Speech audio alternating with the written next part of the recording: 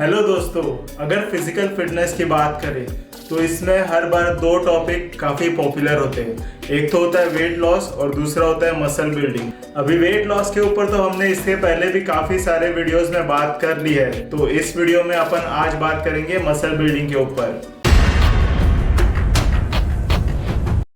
अभी muscle building में काफ़ी सारे फैक्टर्स आते हैं, जैसे कि तुम लोग के हॉर्मोन्स और न्यूट्रिशन, जो कि बहुत इम्पोर्टेंट है।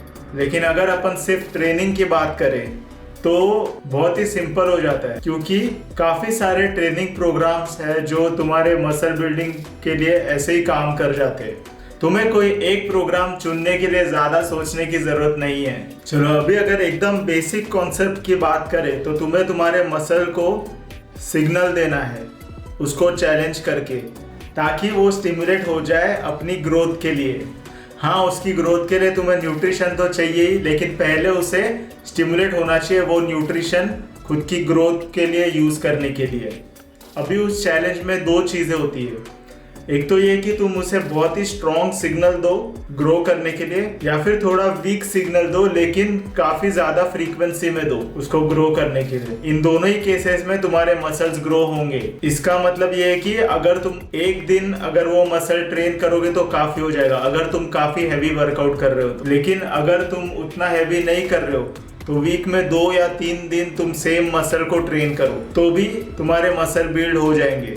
क्योंकि जहाँ पे तुम लोग एकदम हाई इंटेंसिटी डाल रहे हो और एकदम स्ट्रॉन्ग सिग्नल भेज रहे हो अपने मसल को ग्रो करने, वहाँ तुम्हें कम फ्रीक्वेंसी की ज़रूरत है। और जहाँ पे तुम लोग ज़्यादा फ्रीक्वेंसी दे रहे हो, यानी कि 2 या 3 दिन उस मसल को ट्रेन कर रहे हो, वहाँ पे तुम्हें उतना स्ट्रॉन्ग सिग्नल देने की ज़रूरत नहीं है। तो कैसे होता है कि तुम्हारे मसल ग्रोथ का सिग्नल स्ट्रॉन्ग है लेकिन फ्रीक्वेंसी कम है, तो उसको स्टिमुलेशन मिल जाता है ग्रो करने के लिए। या फिर तुम्हारा सिग्नल वीक है लेकिन फ्रीक्वेंसी तुम ज़्यादा दे रहे हो, तो भी उसे उतना ही सिग्नल मिल जाता है ग्रो करने के लिए। अब ये चीज़ बहुत झूठ है कि तुम्हें अपने मसल को बार बार तोड़ना पड़ेगा उसकी ग्रोथ के लिए, क्योंकि ऐसा नहीं है। तुम्हें खाली उसको एक इनफ स्टिमुलेशन या इनफ सिग्नल देना है जो लेके वो समझ सके कि उसको ग्रो करना है। और इसके लिए तुम्हें बस एक प्रोग्राम फॉलो करना है जो तुम्हारे लिए सही हो। सिर्फ तुम्हें इस चीज़ का ध्यान रखना है कि तुम या तो उसे थोड़ा स्ट्रॉन्ग स्टिमुलेशन दो या फिर थोड़ा फ्रीक्वेंट स्टिमुलेशन दो। और मेन चीज तो सिर्फ इतना ही है कि तुमने खुद बनाए हुए प्रोग्राम पे काम करना है। अभी दूसरी चीज आती है कि डाइट, जिसमें तुम्हें मोस्टली प्रोटीन्स और अमीनो एसिड्स का ध्यान रखना है, क्योंकि प्रोटीन सिंथेसिस से ही तुम्हारे मसल्स ग्रो होंगे और अमीनो एसिड्स प्रोटीन सिंथेसिस के लिए काफी काम आते हैं। अभी अमीनो एसिड्स भी उतने ही इंपॉर्टेंट है जितने कि प्रोटीन्स, क्योंकि अमीनो एसिड्स बॉडी के बाकी फंक्शन में भी काम आते हैं, जैसे कि तुम्हारे इम्यूनिटी को बिल्ड करना,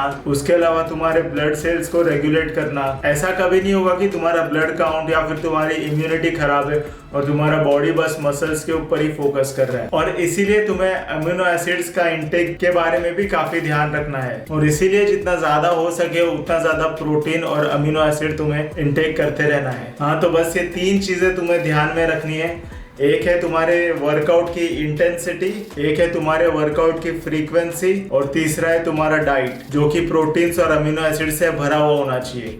ये 3 चीजें तुम मैनेज कर लोगे तो तुम आराम से अपने मसल्स बिल्ड कर पाओगे। तो आज का वीडियो यही खत्म करते हैं, और अगर आप लोगों ने यहाँ तक देख ही लिया है तो फिर सब्सक्राइब करना बनता ही है, क्योंकि इसी चैनल पे और भी कई सारे इस तरह के वीडियोस आने वाले हैं। और अगर आपको लगता है कि ये वीडियो तुम्हारे किसी दोस्त के काम आ सकता है तो उसे इसकी लिंक जरूर शेयर कर देना।